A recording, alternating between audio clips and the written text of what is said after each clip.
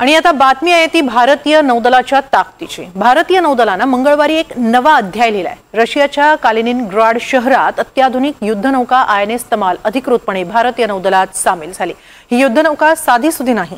भारत आणि रशियाच्या संयुक्त प्रयत्नांनी ही युद्धनौका तयार करण्यात आली आहे। त्यात 33% स्वदेशी उपकरणांचा वापर करण्यात आलाय। वेस्टर्न नेव्ही कमांडमध्ये ही नौका तैनात असणार आहे, त्यामुळे थेट पाकिस्तानला भारतीय नौदलाची धडकी भरली नाही तरच नवल। कराची बंदरापासून भारतीय सागरी सीमा आता अधिक मजबूत होणार आहे। पाहूया INS तमाल काय कमाल करू शकते ते। INS तमाल करणार कमाल, पाकिस्तानला भरणार धडकी, थेट कराची बंदरासमोर उभी ठाकणार तमाल। भारतीय नौदलाचं सामर्थ्य आणखी वाढलंय। रशियाच्या कालिनिनग्राड शहरात अत्याधुनिक युद्धनौका INS तमाल औपचारिकपणे भारतीय नौदलात रुजू झाली।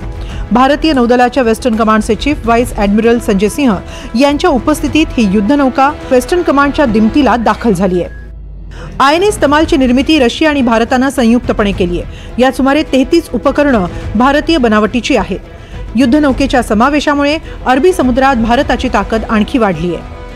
आत्मनिर्भर भारतच्या माध्यमातून भविष्यामध्ये भारताच्या युद्धनौका या भारतातच बनणार आहेत आणि त्या अनुषंगाने INS तमाल ही रशियामध्ये भारतासाठी बनलेली सर्वात शेवटची युद्धनौका असणार आहे।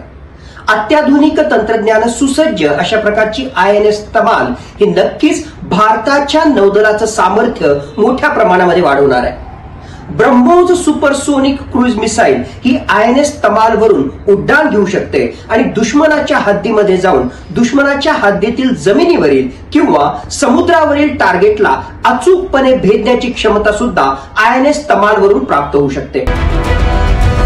तमाल म्हणजे इंद्रदेवाची तलवार तमाल।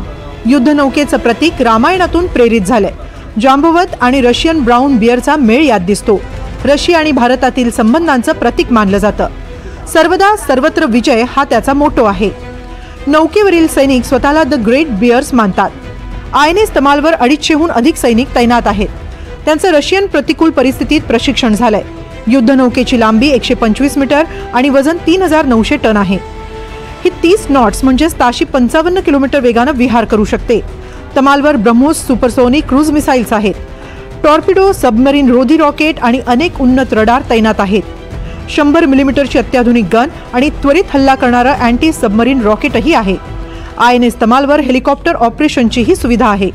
यात इलेक्ट्रॉनिक वॉरफेअर सिस्टीम आणि नेटवर्कवर आधारित लढाऊ तंत्रज्ञान आहे। विशेष म्हणजे ही युद्धनौका शत्रूच्या अत्याधुनिक S-500 एअर डिफेन्स सिस्टीमच्याही नियंत्रणात येऊ शकत नाही। अशी समुद्रावरील अभेद्य युद्धनौका तमाल भारतीय नौदलात दाखल झाली आहे। विशेषतः अरबी समुद्रात तिचे विशेष प्रचिती येऊ शकते, कारण पाकिस्तानच्या कराची बंदरापासून ती भारताचं संरक्षण करू शकते। समुद्रातील भारतीय अस्तित्व आणि रणनीती ठरवण्यातही ही युद्धनौका मोठं योगदान देऊ शकते। ही एक स्टिल्थ मल्टी रोल युद्धनौका आहे। ती रडारच्या टप्प्यात येत नाही असं तिचं तंत्रज्ञान आहे। त्यामुळेच ही नौका भारतीय नौदलाची ताकद वाढवणारी आणि शत्रूची झोप उडवणारी आहे। Bureau report, NDTV Marathi.